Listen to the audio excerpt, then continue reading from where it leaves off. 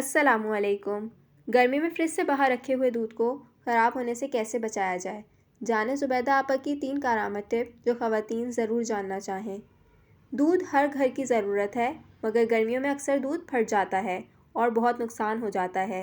गर्मी में दूध को फ्रिज के बगैर रखा जाए तो ये जल्दी ही ख़राब हो जाता है और इसमें से हीक आने लगती है।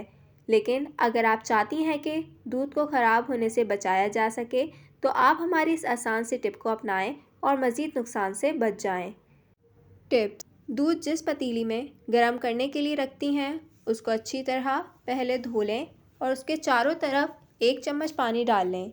फिर इसमें दूध डालकर उबाल लें। जब दूध में जोश आ जाए तो इसमें बेकिंग सोडा आधा चम्मच डालकर अच्छी तरह हिलाएं और एक जोश और दे लें। इस तरह आपका दूध फ्रिज के बगैर कभी भी नहीं फटेगा और ना इसका जायका तब्दील होगा। इसके अलावा अगर इसमें किसी भी किस्म के कोई जरासीम होंगे तो वो भी मर जाएंगे और दूध आपकी सेहत के लिए सेहत बख्श हो जाएगा।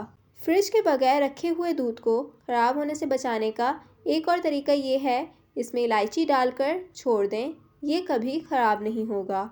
दूध को ठंडे पानी के बर्तन में रखने से भी ये ख़राब नहीं होगा।